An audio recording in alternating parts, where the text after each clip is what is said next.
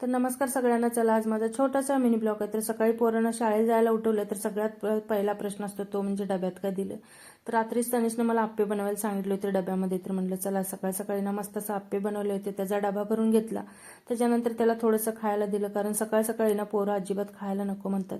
त्याला सोडून आल्यानंतर ना रात्री फ्रीजमध्ये इकडे बर्फ भरपूर साचायला लागलं, त्यामुळे रात्रीच बटन बंद केलेलं होतं आणि पाणी इकडे भरपूर सारं साचलेलं होतं रूममध्ये. ते पाणी वगैरे आल्यानंतर काढून घेतलं. त्याच्यानंतर त्यांच्या पप्पांना थोडंसं फ्रीज पाठीमागच्या साईडला जाळ्या वगैरे झालेल्या होत्या, तोपर्यंत त्या जाळ्या वगैरे साफ केल्या.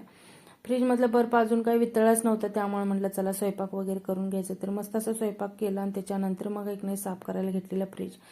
अगोदर एक नाही फ्रीज साफ करून घेतला. त्याच्यानंतर फ्रीजची जी काही भांडी होती ना ते स्वच्छ करायला घेतलेली होती.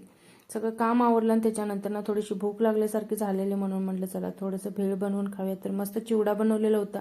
त्याच्यामध्येच कांदा, टोमॅटो, कोथिंबीर, लिंबू पिळा आणि ते खाऊन घेतलं. त्याच्यानंतर भांडी वगैरे इकडे सगळी व्यवस्थित पुसून घेतली. भाज्या वगैरे सगळ्या इकडे ठेवायच्या होत्या, त्यामुळे भाज्यांचं डब्बं पण पुसून घेतलं. मस्त भाज्या वगैरे भरून घेतल्या. त्यानंतर म्हटलं चला आता वेणी वगैरे घालून घ्या. तर मस्त अशी सागर वेणी घातलेली होती. त्याच्यानंतर संध्याकाळच्या वेळेला दुपारच्या 2-4 चपात्या राहिलेल्या होत्या आणि पोरं असं शिळं खायचं म्हटलं की नकोच म्हणतात, म्हणून म्हटलं चला असं काहीतरी बनवून दिला ना तर मस्त असं आवडीने खातील. तर चपातीला एक ना थोडंसं मायोनीज आणि शेजवान चटणी लावून घेतली.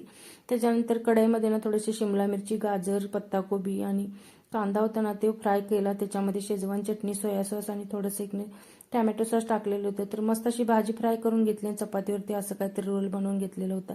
तर चवीला छान झालेला होता. चला तर मग आजचा व्हिडिओ इथे संपते. भेटूया उद्याच्या व्हिडिओमध्ये. तोपर्यंत व्हिडिओला लाईक, शेअर, सबस्क्राईब